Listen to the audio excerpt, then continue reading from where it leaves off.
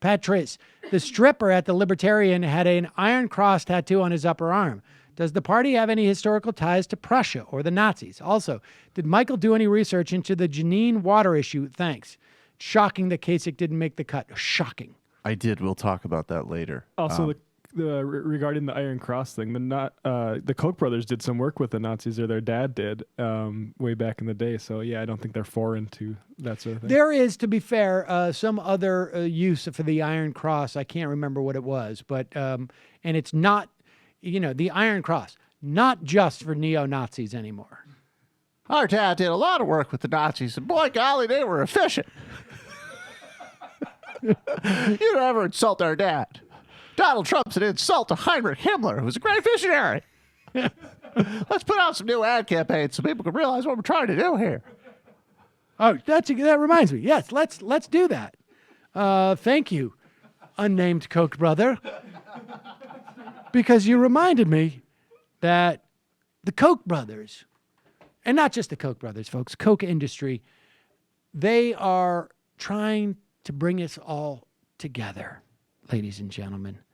And there's only one way to do that, and that is to create ad campaigns for online that are, 60 seconds long and show a lot of pictures of a lot of diversity. You want to get people of all walks of life and color in there to buy into the program that will ultimately screw the vast majority of people actually in the ad. So here it is, Koch Industries ad. It's time to end the divide. Look around.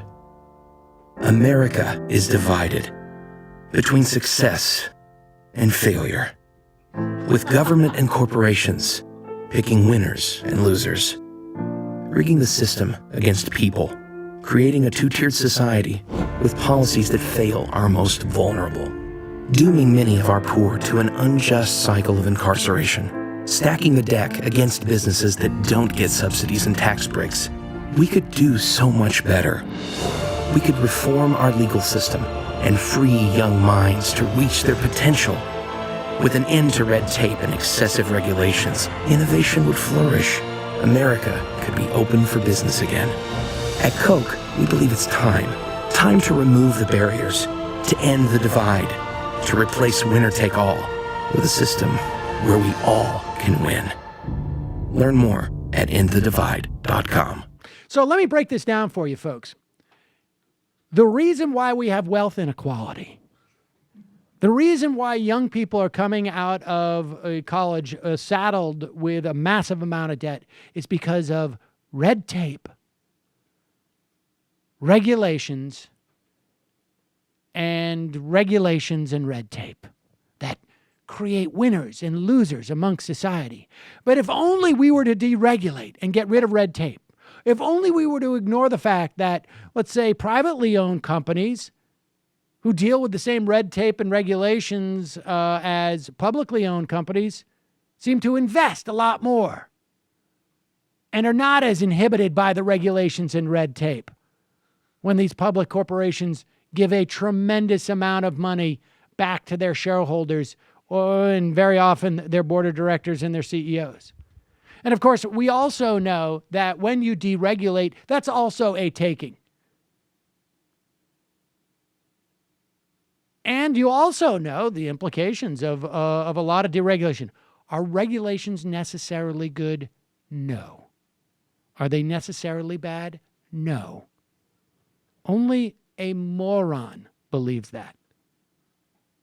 Or someone who gets paid a lot of money by Koch Industries to make videos about it. Who are you calling a moron, you goddamn Jew? If it was up to me, the ad would be different. We'd be bragging about all the black kids we gave asthma. Here's the pitch. You know how wealth inequality is really hot right now? And the idea of Donald Trump is so divisive right now. What if we blame it all on red tape and bureaucracy? Well, I guess if you think it'll work. It's sell to the mouth-breathing morons in the country, just as long as we keep polluting their waterways. There's so much regulation that doesn't free young minds. In other words, if you allow us to poison neighborhoods more, then these young minds will be free to exhibit all of the brain damage that they have suffered from the crap that we want to put into their air. I'll tell you what, lead leads to some innovative thinking.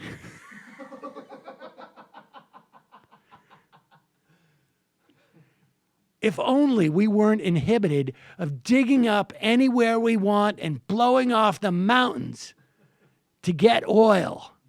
Think of how it would free young minds. Imagine when we destroy the last caribou. We can have world peace, see? Unbelievable. It's unbelievable. We're going to free their minds by attacking their communities, making them pay the costs of our profits.